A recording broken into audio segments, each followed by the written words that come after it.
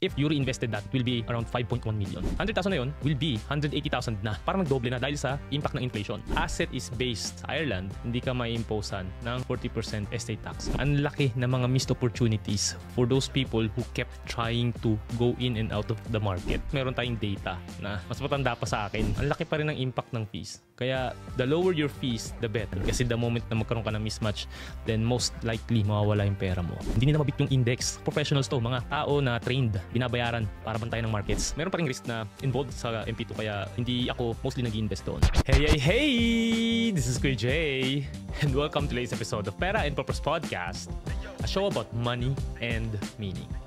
My aim is for you to use money as a tool to live a meaningful life. And yes, welcome ulit sa ating bagong episode. And bago na simulan ng ating episode na to, gusto ko muna i-share nyo muna sa inyong KKK, yung inyong kaibigan, kamag-anak, kapatid, kaaway, kaopisina, kachismisan. Lahat ng kayo mo, i-share mo to sa kanila kasi I'm sure if you've been listening to the podcast for quite some time now, and nabago nito yung mindset around money and purposeful living. So for the past couple of episodes na ginawa natin, medyo maganda ang naging response ng ating viewership, lalong-lalo na sa YouTube. And nakakatawa dahil ang daming nagbigay ng mga positive na remarks. And ang dami rin tatanong na saan daw ba magandang ilagay ang pera nila ngayong taon. So kung magsisimula uli ako mag-invest, hindi ako bibili ng individual stocks, hindi ako magpapadala sa hype, at lalong-lalo na, hindi ako papasok sa mga investments that promises yung double your money guarantee sa loob lang ng ilang buwan. Alam ko to kasi nagawa ko na lahat ng investment mistakes. Naskam ako, nalugi sa mga maling investments, at kahit alam ko na ang tamang way na pag-i-invest, sumugal pa rin ako sa Axie Infinity dahil sa FOMO. Pero sa dami na pagkakamali ko, may isang investment strategy na sana noon ko pa sinimulan. Kahit beginners ay kayang talunin ng professional investors gamit itong strategy na to. Kaya sa video na to, i-share ko ang step-by-step process kung paano ko magsisimula uli gamit ang lahat ng tutunan ko for almost a decade of investing. Kaya ngayon, bilang isang financial coach, tinutulungan ko ang mga expats dito sa UAE and also yung mga overseas Filipinos na rin globally para hindi na maulit yung gantong klase ng kapalpakan ko. Sa dulo, I'll also reveal the biggest investment mistakes that kept resetting my progress. So I'll be dividing this into 3 parts. And yung first part is about building a solid foundation. So, ang first step dyan is, of course, lagi ko sinasabi, which is to gain clarity. What do I really want and why? Ano ba talaga yung financial goal na relevant sa'yo? Hindi kinopy mo lang sa ibang tao? And bakit ito mahalaga sa'yo? Next question is, kailan mo ba kailangan yung pera? Is it 5, 10, 15 years from now? And yung next question is, magkano yung kailangan mo para ma-reach mo yung goal na yun? So, check mo muna yung future value nitong pera to. Kasi common mistake ng karamihan na nakikita ko is, hindi nila fina-factor in yung inflation. Pag tumataas ang inflation, bumababa ang purchasing power ng iyong pera. So, merong free tool that you can use to calculate the future value of money using itong calculator.net. Pwede mo i-check muna itong inflation calculator. And let's say, kailangan mo ng 150 or ng 100,000 pesos in the next 15 years. Ang ating inflation rate that we'll be factoring in is 4%. So, yung 100,000 na yun will be 180,000 na. Parang nagdoble na dahil sa impact ng inflation. So, ibig sabihin, if ang tinarget mo lang is 100,000 and after 15 years meron kang 100,000, hindi na enough yung pera na yon para ma-achieve mo ang iyong goal. The next question is, magkano naman yung kailangan kong i-invest every month for the next 15 years to achieve this goal? And ano dapat yung investment return ko para ma-achieve ko itong 180,000 na to without fail? Kunin natin itong amount na to and punta tayo sa investment calculator. Additional contribution na tab. Lagay mo yung target amount mo. And starting amount would be 0, assuming na hindi ka pa nag-start mag-invest.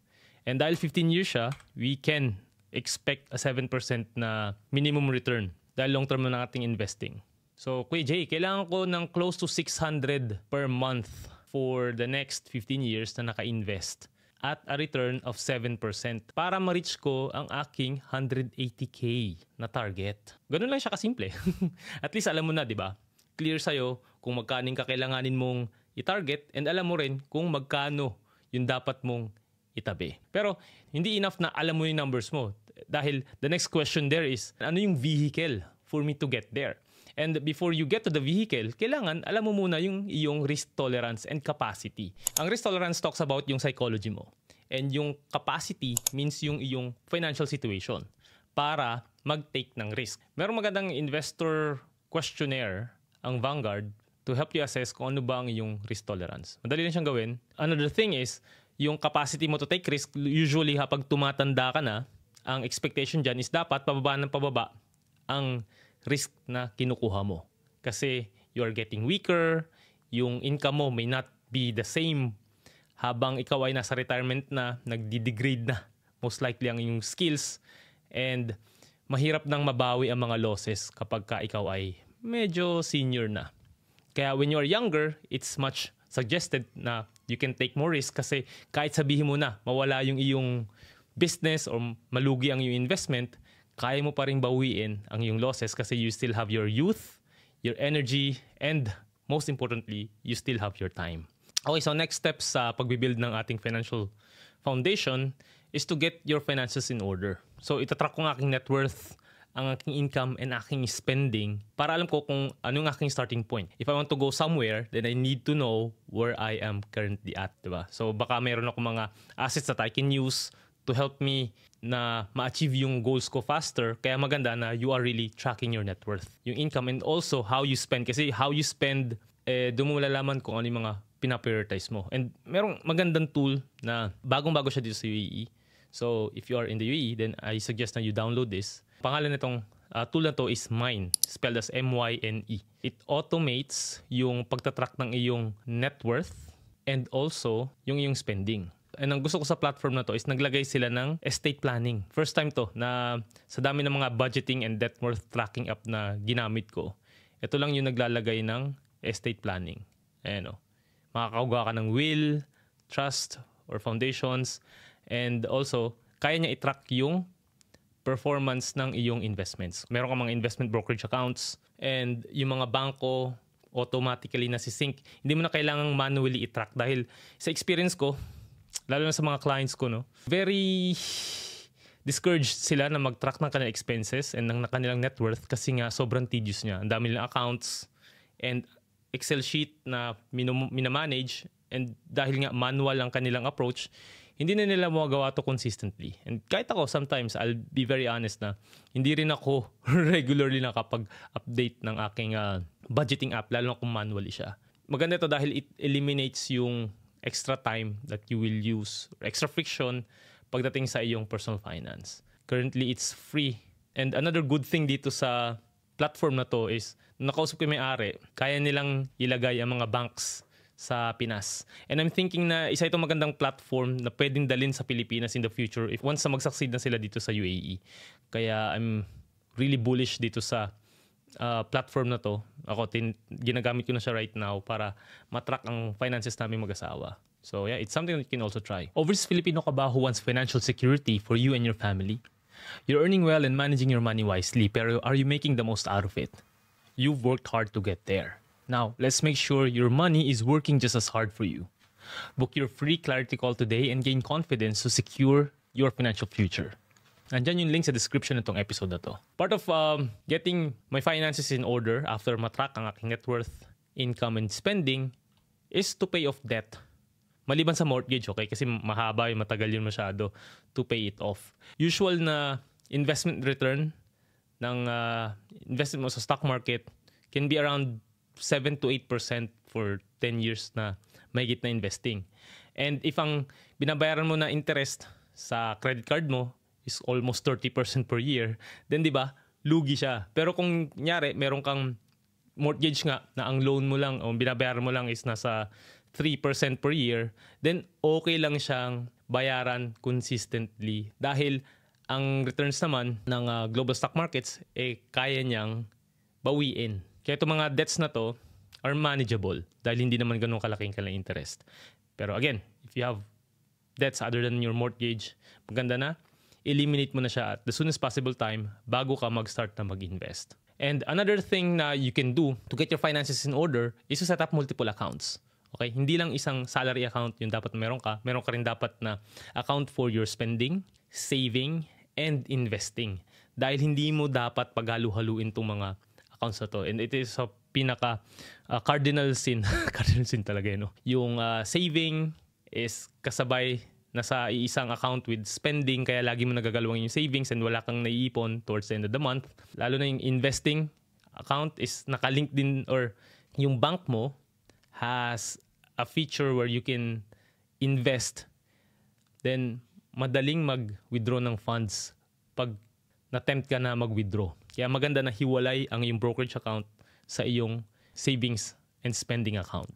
A third part of building your solid financial foundation is to protect yourself from risk. Ano itong mga risk na sinasabi ko dito? Ito yung risk na mawala ng trabaho, risk na magkasakit, aksidente, or if you have a family, yung risk of untimely death. Dahil paano sila pag nawala ka, right? Dapat meron ka munang 3 to 6 months na emergency fund and meron kang term life insurance if somebody depends on your income. Kasama na rin dyan ang iyong critical illness and disability insurance bago ka mag-start mag-invest. Dahil pagdating sa financial planning, itong risk management or hindi kayang i-predict kung kailan siya mangyayari. Okay, pwedeng mo-quantify natin kung magkano yung goal mo, yung future value ng goal mo. Pero wala naman tayong crystal ball eh. Hindi natin malalaman kung kailan ka ba magkakasakit or mamamatay. Kaya it's always wise na meron kang pang-protect ng iyong assets. And coming from personal experience, nung nagkasakit nga yung tatay ko, wala siyang insurance, wala akong emergency fund, nalimas yung hindi inipon eh, yung aking investments dahil nga wala akong cash, wala akong emergency fund, lahat naka-invest. So, ang dami kong shortcut nung nag-start ako sa pag-invest. So, hopefully hindi yun mangyari sa'yo. Yon, so na-build mo na yung foundation. The next step is to simplify yung ating investment strategy. Pero disclaimer muna dahil ang episode na to is for educational purposes only and should not be considered a financial advice. Dahil hindi ako ang iyong financial planner and I'm just simply sharing yung mga funds that I personally invest in. Financial decisions mo should be based on your own research and personal circumstances. Always do your own due diligence before investing. And ang aking investment strategy that I'm telling everyone or every overseas Filipino that I can speak to is itong pag-i-invest sa globally diverse Ireland domiciled ETF. So, ang daming jargon ano? Ang daming mga pinagsasabi ni Kuya. Ano ibig sabihin? Globally diverse Ireland domiciled ETF. What the F? Diba? Nakaka-nosebleed. So, isa-isahin natin to. Let's start with yung globally diverse. Diversification is, pagdating sa investing, it's what we call yung free lunch. Okay? Dahil dito mo mamiminimize ang risk while also maximizing yung returns ng iyong portfolio. Ano-ano ba yung mga iba't ibang klase ng diversification? Nandiyan na yung being diversified sa asset class, which is very common sa mga, narinig ko sa mga investors. Ay, diversified naman ako eh. Naka-invest ako sa Ayala, naka-invest ako sa BDO, Jollibee. Yan, yung mga common na blue chip company sa atin. Kaya lang, ang problema doon is, number one, isang asset class lang siya, which is a stock. And number two, nasa isang geography lang siya, which is sa Philippines. So, if anything happens sa bansa natin, sa ating stock market, then damay-damay yan. Isang type of diversification pa is yung being diversified to a different sector or industry. So, pwedeng sabihin mo na, teka, naka-invest man ako sa REITs, kunyari. Meron akong A-REIT, Double Dragon, and kung ano pa mga popular na REITs sa Pinas. Kaya lang, isang sector lang siya, right? Kahit sabihin na iba't ibang company siya, and if anything happens dun sa sector na yun or sa industry na yun, then affected yung karamihan ng mga asset classes na pinag-investan mo. Being globally diverse means yung risk mo is spread across different countries. Pwede naman mag-invest sa US stock market. Yan yung very common sa atin sa Pinas, right? So in year 2000 up until 2010, nagkaroon ng lost decade ang US. Hindi siya umakyat for that span of time. And talking about lost decade, no? Yung Pinas din is currently at a lost decade. Hindi nag-grow yung ating PSE for the last 10 years. What if hindi lang lost decade ito? What if lost decades? Katulad ng nangyari sa Japan nung nag-crash yung kanilang stock market. So, it is really important na ang iyong investment is spread all across the globe in different asset classes and in different sectors and industries. So, bakit sa Ireland, Kuya Jay? Ano ba yan? Si Conor McGregor lang ang kilala ko doon. This is very important kasi nga, if your fund is domiciled or naka-base sa Ireland, meron silang tax treaty with the US. Instead of paying yung 30% na dividend tax, 15% na lang. And instead of paying yung 40% na estate tax is yung i-impose sa assets mo bago makuha ng iyong beneficiaries. Pero if the asset is based sa Ireland, hindi ka mai-imposean ng 40% estate tax. Makukuha to ng buo ng iyong beneficiaries. Hindi ako tax advisor, by the way. And I'm investing while I am based sa UAE. Kaya hindi ako nagbabayad ng any form of taxes sa aking investments, whether capital gains man ito, dividend tax, wala akong binabayaran dito. By the way, if you are in the US, hindi mag-work itong Ireland domiciled ETF sa'yo dahil sobrang higpit ng IRS.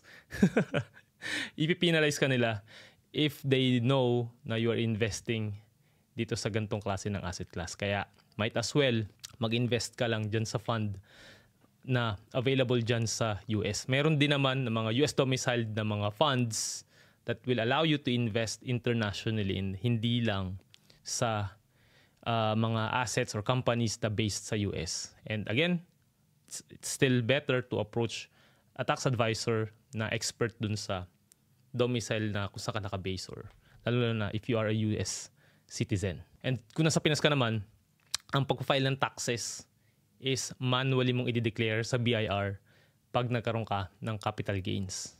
So again, i-check mo uli sa tax advisor dyan sa Pinas para sure ka na hindi ka magkakamali and you declare your taxes accordingly. And then ETF. Ano ba yung ETF, Kuya Jay? ETF stands for Exchange Traded Funds. Ang ETF is similar to a mutual fund wherein sa mutual fund, merong mga iba't ibang stocks or bonds under that fund. And the only difference is that ang ETF is traded like a stock kasi ang mutual fund is traded every end of the day. Pero ang ETF can be traded at any time of the day. Pero the reason bakit ETF ang maganda pag-investan is by nature, ang ETF is low cost dahil naka-invest ito sa mga indices. Indices are tinatrack niya yung performance ng isang index. Kunyari, sa Pinas, meron tayong tinatawag na Philippine Stock Exchange Index. Tinatrack doon yung 33, 34 na companies sa Pinas. And meron din sa US na S&P 500 wherein tinatrack naman doon yung top 500 companies sa US. And meron ding indices globally na tinatrack yung mga developed countries, emerging markets, and other indices sa iba't ibang panig ng mundo. Ano ba yung specific na Ireland Domiciled Index Fund that I'm referring to? So, what I'm referring to is itong fund called Vanguard Life Strategy. Bakit ito yung napili ko na paglagyan ng aking retirement fund naming mag-asawa? It's because number one, this is from Vanguard. Isa sa pinakamalaking mga companies pagdating sa global investing. Isa ito sa mga nagpasimula ng index investing through Jack Bogle. Okay, so I'm invested dito sa accumulating na version nito. Meaning accumulating yung dividends are reinvested automatically. Pakita ko sa inyo yung power ng pag-reinvest ng dividends. So, from 1960 to 2023, yung 10,000 na yan, if hindi mo na-reinvest yung dividends, yung 10,000 would be around $800,000. Pero, if you reinvested that, it will be around 5.1 million. Diba? Ang laki ng difference. Kasi nga, yung dividends, binalik mo dun sa investment mo. And that's the power of compounding. So, maganda na when you're investing and it earns dividends, huwag mong gamitin agad, di ba? Let it grow further, lalo kung hindi mo pa kailangan yung pera. Ang dividend play is very useful sa mga tao na pa-retire na or talagang retired na. Wala na silang active income. And mga lodi na sila, living on dividends and interests. Yun ang totoong lodi. And ang life strategy, ang pinaka madaling i-manage dahil dalawang klase lang ng asset class yung nandito sa fund na to. Mas konti yung asset class mo, mas maganda dahil mas simple ang iyong investment.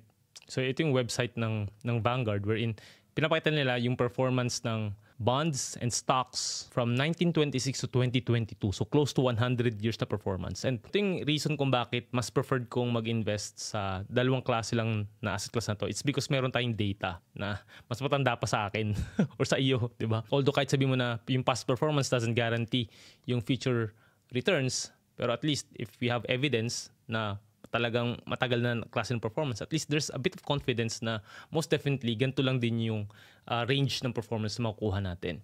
So dito, kung titignan mo, ang 80-20 na split would give you around 9.5% na returns sa ganung katagal na long-term na holding. Kaya yung aking ay around 7% lang para meron akong margin of safety na 2.5% na kung sakali na baka hindi mag-perform yung asset class or yung portfolio ko na 9.5, then dahil ang finactor in ko lang is 7% na return, then most likely may hit ko pa rin yung goal ko.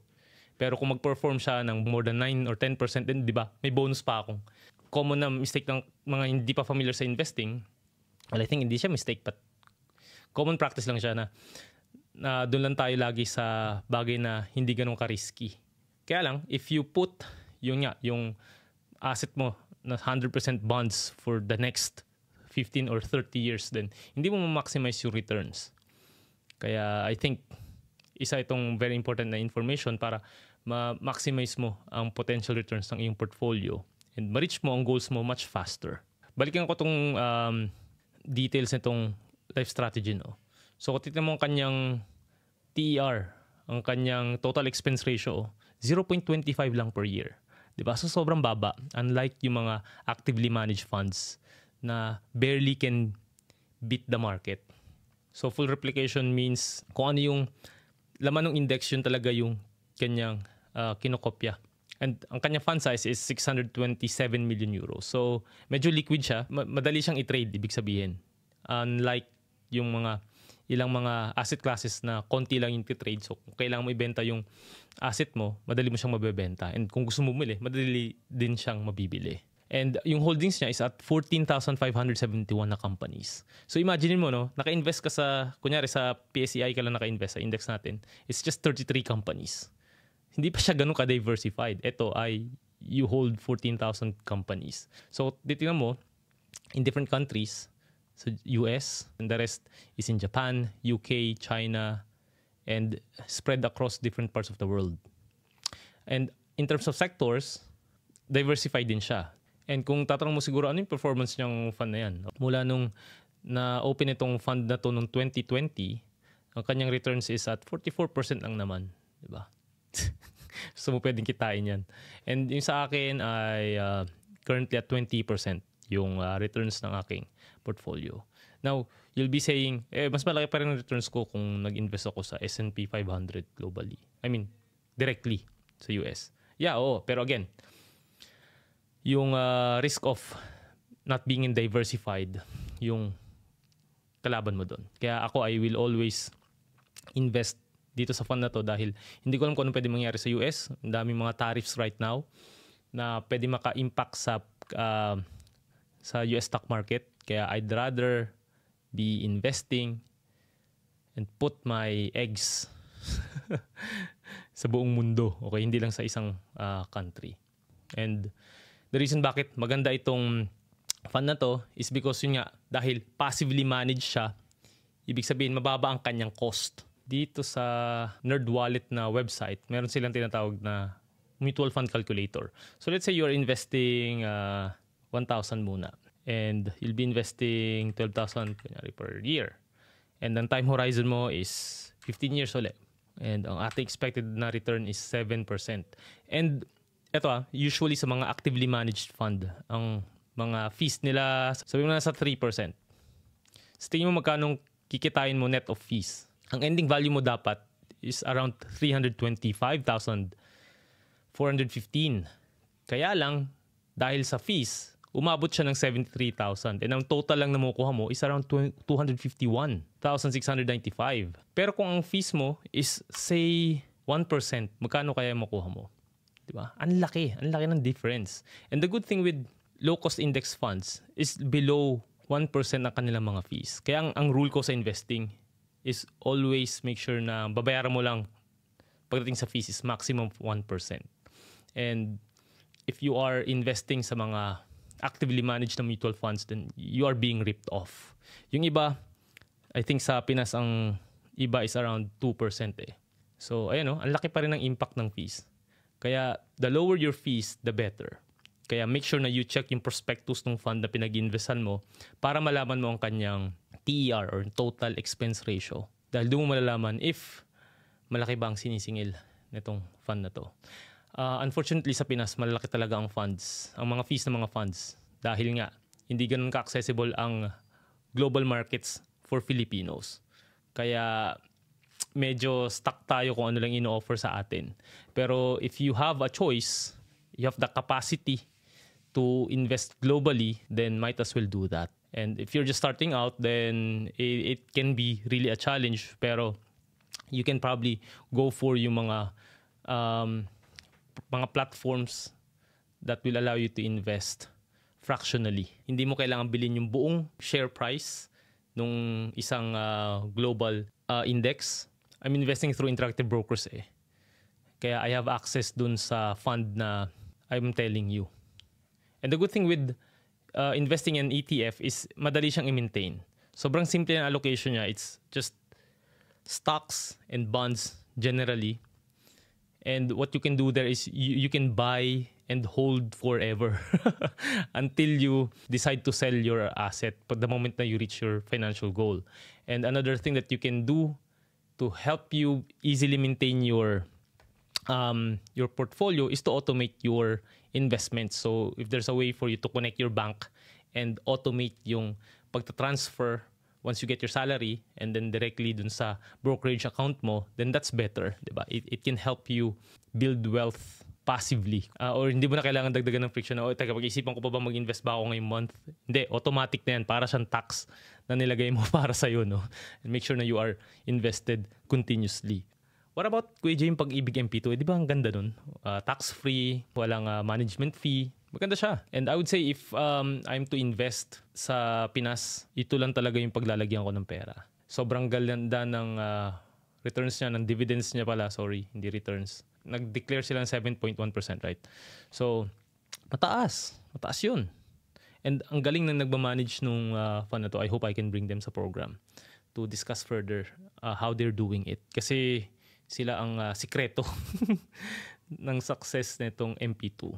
Kaya lang, mayroon pa ring risk na involved sa MP2 kaya hindi ako mostly nag-invest doon.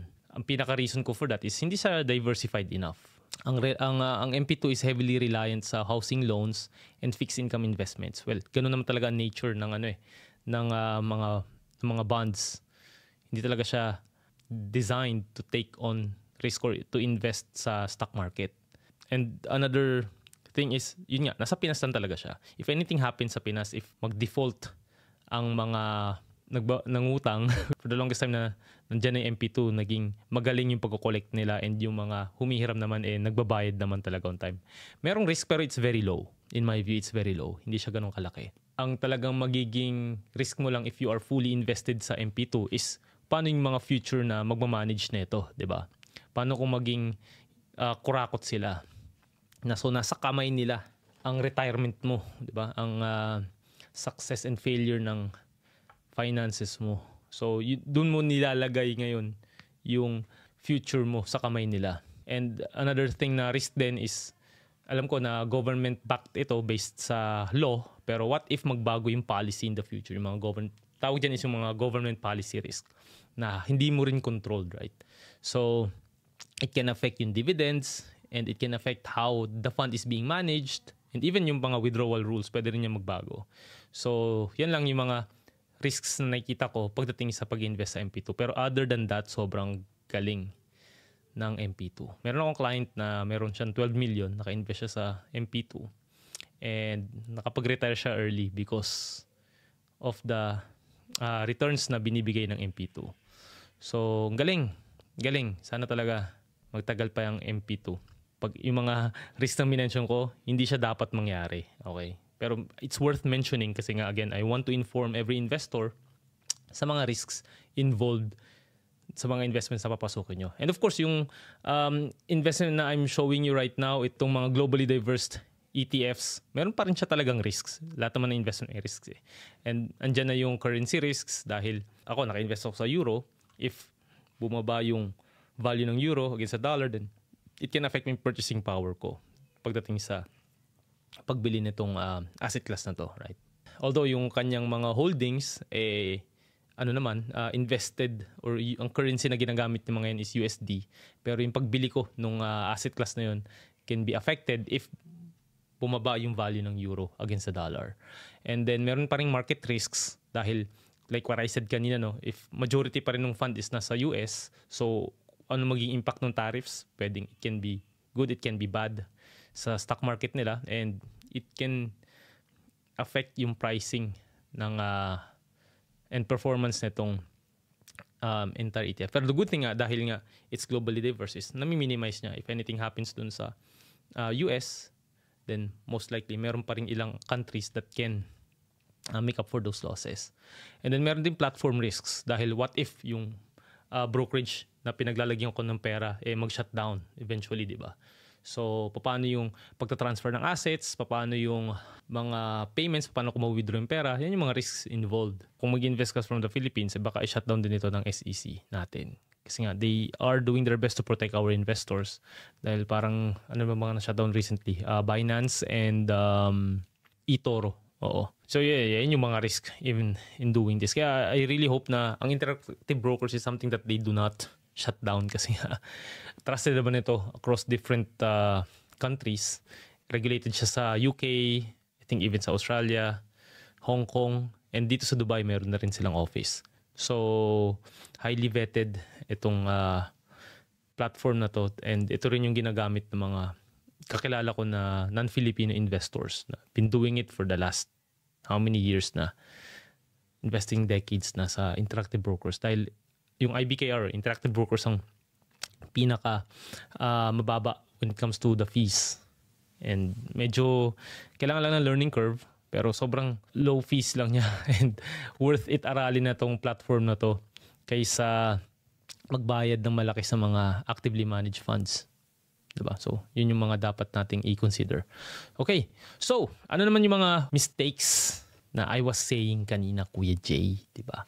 And unang common mistake ng mga investors na nakikita ko is, of course, they're always trying to time the market. And when you're trying to time the market, inisip mo siguro, sobrang taas na, baka mag-crash na and baka bumagsak yung portfolio ko. Maganda na, umalis na muna ako and then bibili na lang uli ako pagka magre-recover na uli yung market. Kaya lang, it doesn't work that way. So what you're seeing right now is yung value of $1,000 na in-invest sa S&P 500 from January 2003 up until December 2022. And tingnan nyo, ang laki na mga missed opportunities for those people who kept trying to go in and out of the market.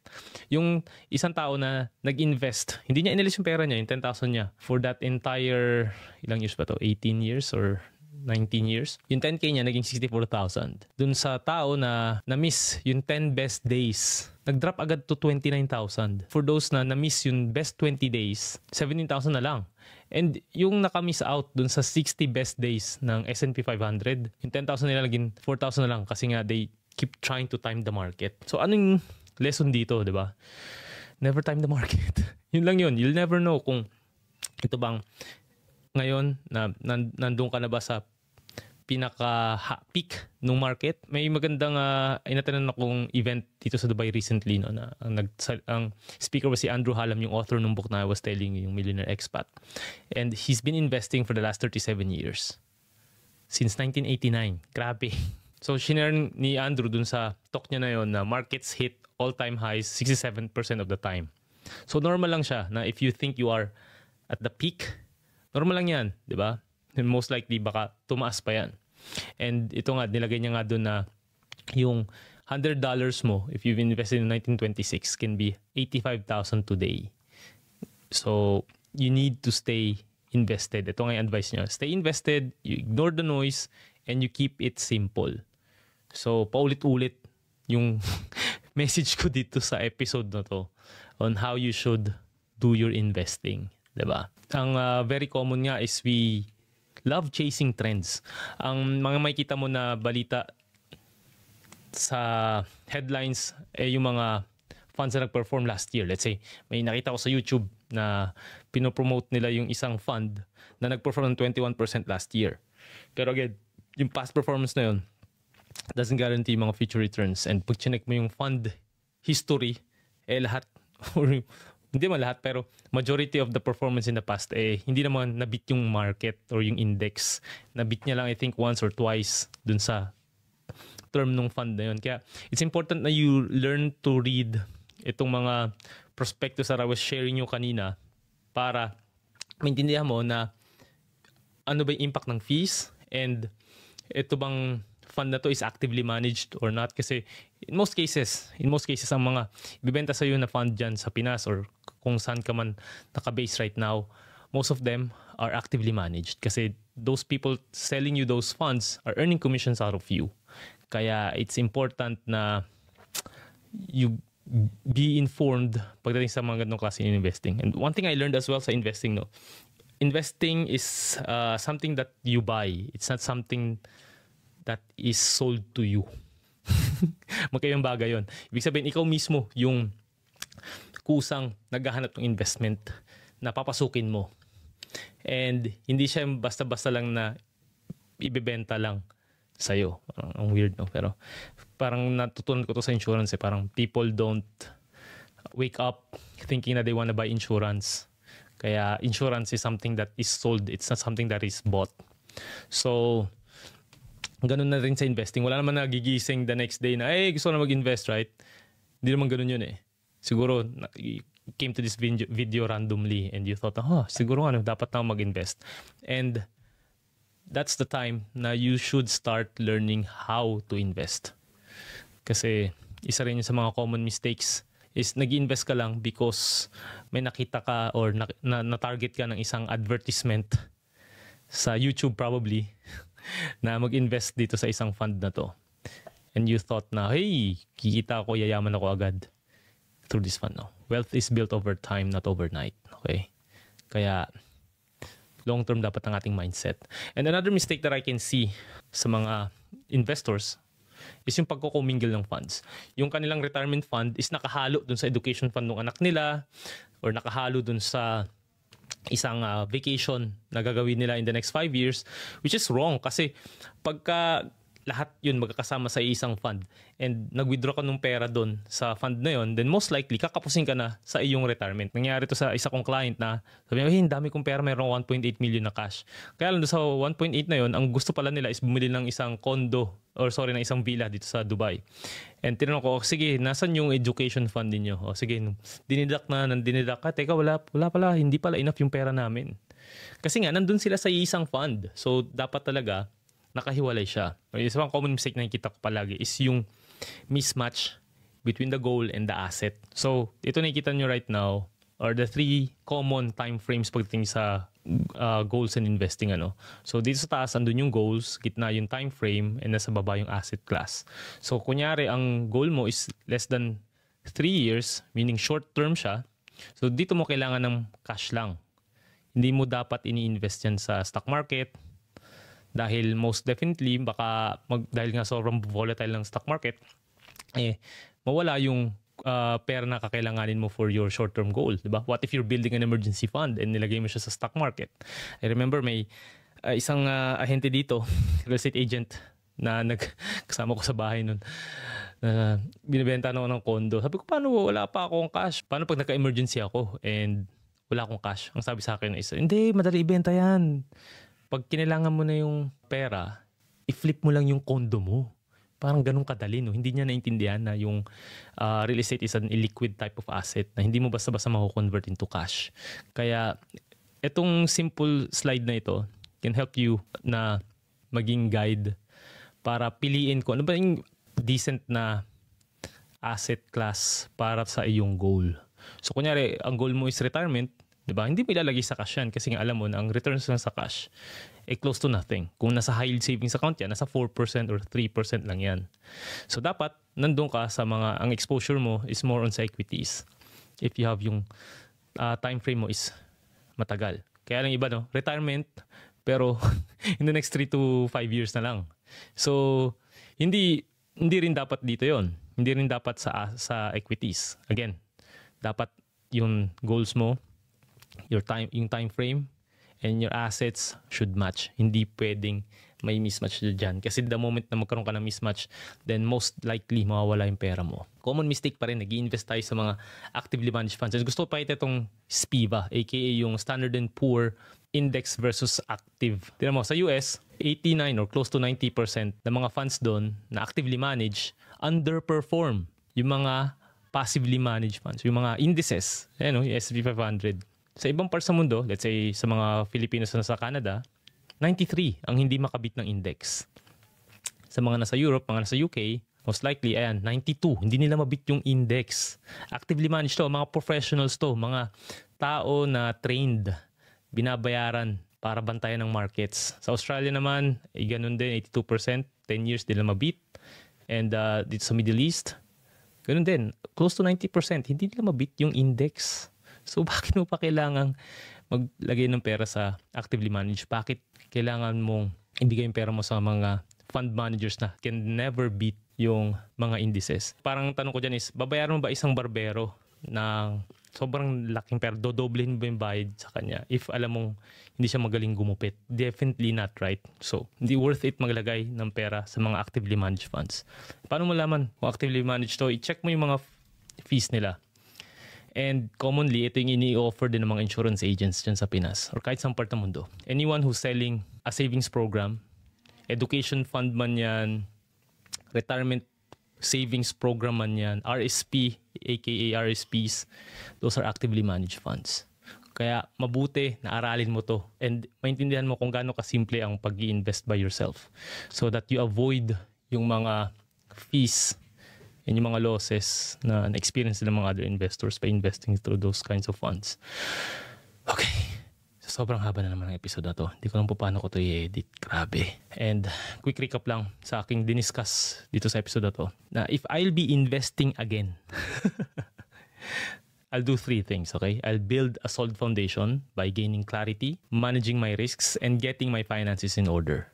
Second, I will simplify my investment strategy by investing sa mga globally diverse na Ireland domiciled ETFs. And again, ang aking fund na pinili for me, for my retirement, sa amin ni Miss pala, is yung Vanguard Life Strategy Fund.